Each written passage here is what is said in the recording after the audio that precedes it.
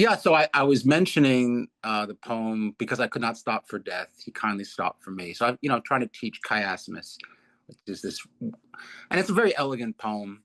And the carriage held, but just ourselves. So on the way to the funeral, and I get into a car accident, and literally going to a cemetery, stopping for death. I hadn't been to this cemetery in 30, 40 years, 40 years.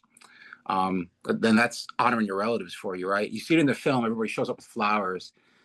So I discovered on the way there, Jews are not supposed to do that. They're supposed to bring pebbles, rocks, put them on the tombstone. Who knew? I didn't know that. Um, so there's a series of strange encounters. Uh, Vince, my friend, starts citing a Buddhist prayer really loudly in the cemetery. Oh, And really? I just wanted to duck behind, the Hebrew tombstones. I literally could hear everybody turning over in their grave. Like, who is this guy? What the hell is he talking about?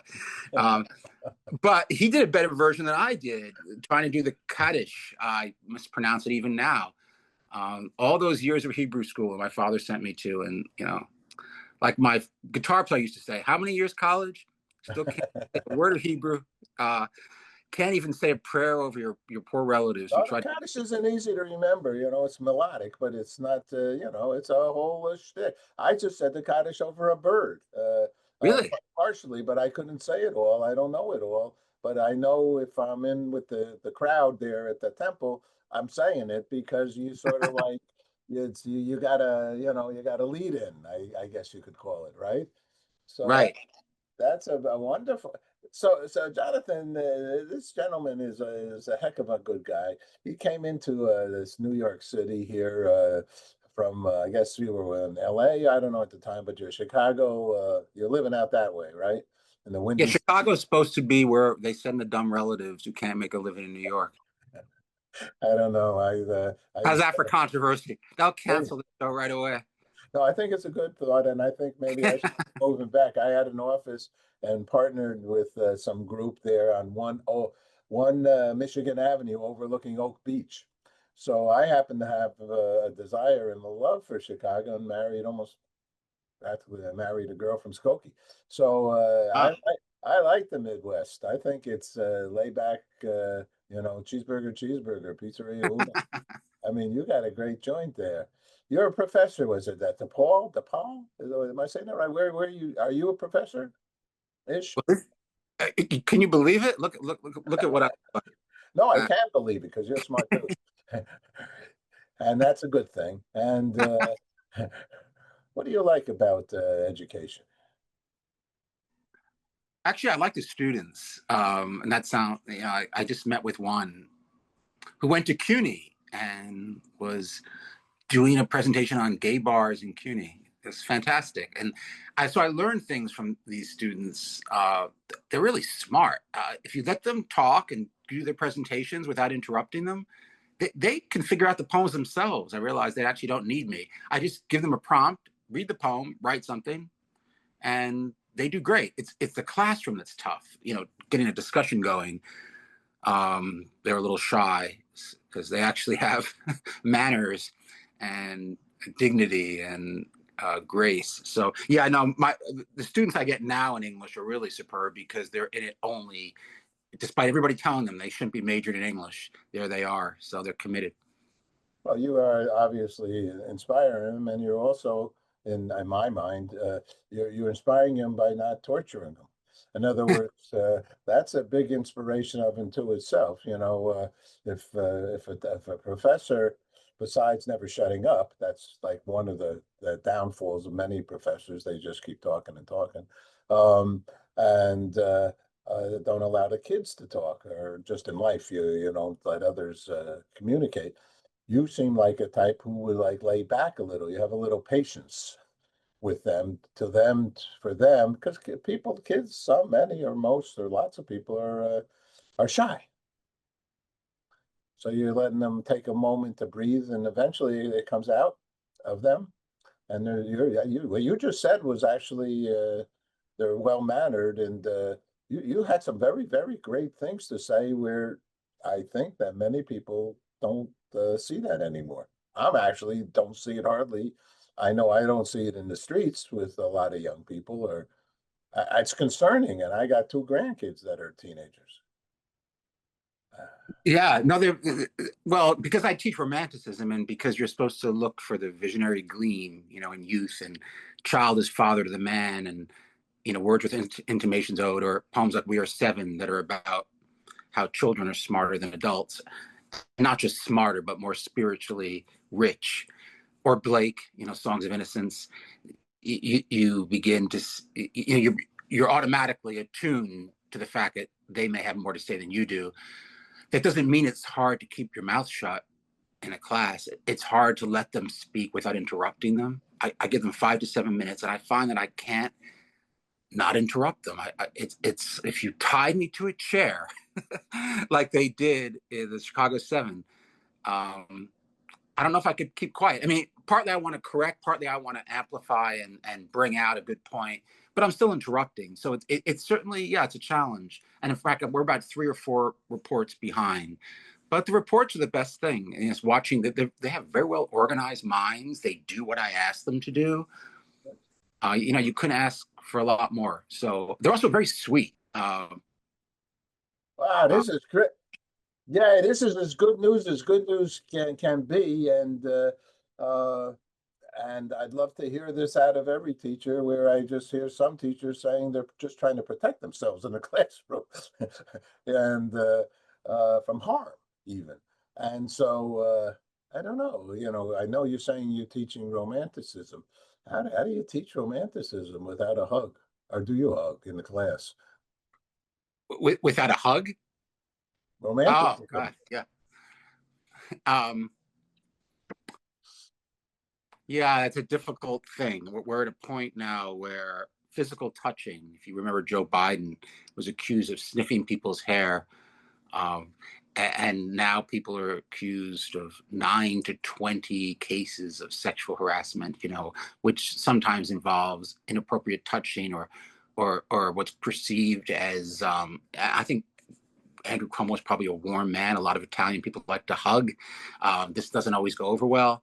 I'm not saying that he's not guilty or guilty, but I just think that people lose the whatever guilty means, and that's a poem, too, by Wordsworth called "The Thorn," where he talks about it. These communities want to judge people. A woman is supposed to have killed her child, guilty of infanticide, and it becomes this. That sounds terrible, right? We have to cancel her. She deserves to be strung up, but this is the Scarlet Letter. This is Hawthorne's Wow. idea that you can't judge people from a distance. Who knows? Who knows what happened, if it even happened. So it's a great bad poem called "The Thorn" by Wordsworth in Lyrical Ballads, and I had them, and they understood it right away. The women understood it, the men understood it. They didn't need gender studies. They didn't need anything special. They understand that women are very graceful creatures that take care of children, and very, very rarely would ever do something like this. Whereas men, they got it, they understood it. So, I love it. I have a little Jewish scriptures book that I leave next to my bed, and one of the sayings in there, I think the Jewish saying is that do not judge thy neighbor. You do not know what you would have done in his place or her place. Um, with that judge yes, that is a real problematic. Uh, I mean, we go from even facial judgment, body language judgment. Just to start off, I got look at me and you say, look, this bald guy just cut his hair, but I mean, bald guys like that is, what are they, stupid? All right, so everybody would have some kind of reminding them of maybe somebody else that all bald guys are dumb.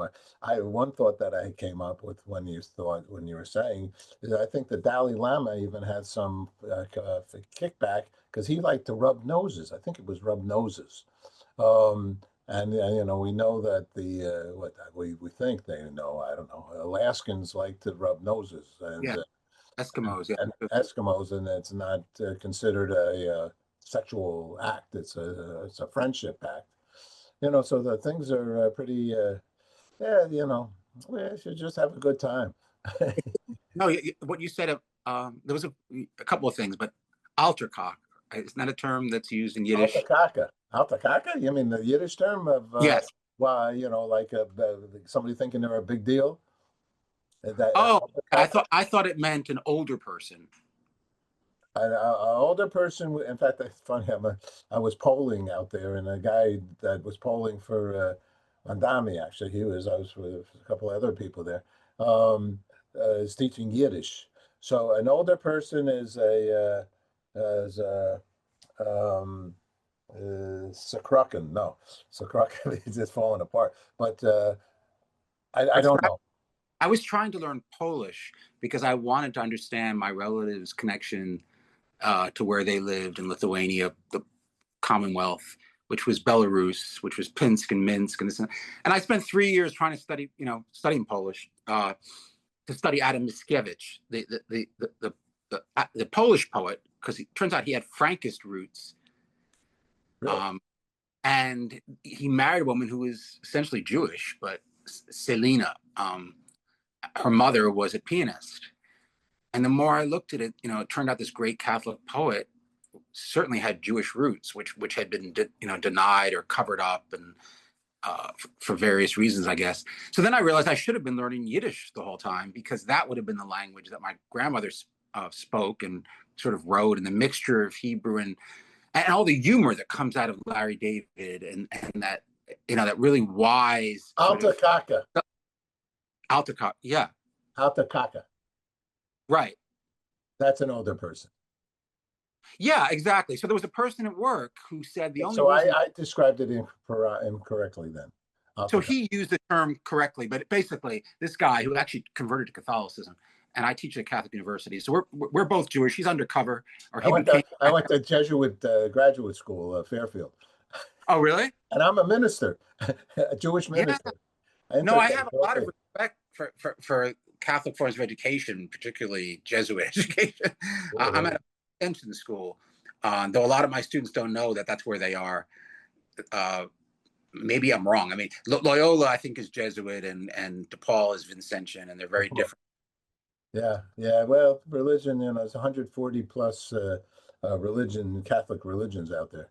Really? Um, Something Uh, like that. I think they taught me in the seminary I went for a couple of years. really? Um, Uh, Yeah, I believe so. I'm personally under the belief that there's 8 billion different religions. Everybody has their own religion. Everybody, no matter what title you might say, I'm Catholic, Muslim, or whatever, Jew, Buddhist. You know, I practice Judaism in the way I practice it because that's all I can do. Is because all I am is who I am, and what the cultural things that I've grown under and grown with, right. and when I look at in fact, I always said amen and women since I'm in high school. I couldn't understand that one. In any case, so what was the song you sang for us in the Times Square? Oh, that was called Byzantine, which is, for English professor, a misuse of the word, because Byzantine is an adjective, Byzantine architecture, a Byzantine city. Byzantium is the actual place, time. It's the least taught part of history, the 7th to the 14th centuries. In college. It's very hard to get people to discuss that period of time. But anyway, I was 14 when I wrote the song. I was inspired by a Yeats poem, from the Norton Anthology. I opened up this book because I was pretentious even as a kid, I guess, and then I just sort of wrote those words inspired by the poem by Yeats, Sailing to Byzantium. He had never been to Byzantium. He had never visited Byzantium, as obviously Istanbul or so part of that empire. There's also a place in Ravenna that was another area that's worthy of interest. And I had been to the Athens Museum, the Byzantium Museum of Byzantium art, and so when I sang the song, there was an image from. That's powerful. Yeah, it is powerful. In fact, I made, Oh, like a good American, I capitalized it and made a mug out of it, which I have. oh, did you? It's kind of, yeah, Oh, it's it's still sad. in my brain. It's that image is still I'll never forget that image on that screen in Times Square, a big old screen, 14 by 7. Here's this image of a land far away. Yeah, this is Oh, that's great. Oh, good. That makes me happy that you did that. it lives on. It was such a special moment for me. I wanted to commemorate it in some way, so I made a mug for myself and for Vince. Yeah, you captured it. I'm glad. You're really a thoughtful, obviously, thoughtful person. That juxtaposition of the fleeting, the ephemeral, what you think of maybe as capitalist America. When I was growing up, 42nd Street, they wrote a whole musical about it. It was also a place of prostitution and just a lot going on there. Neon, and then juxtapose the neon with the stone, and that contrast of what lasts and what is ephemeral. That's what the poem's about, actually. Listening to music that's ephemeral, like "Ode to a Nightingale." It's ephemeral, doesn't last long. So how do the words go in your song? That is no country for the oldest man I know. The trip is far and you can't get off.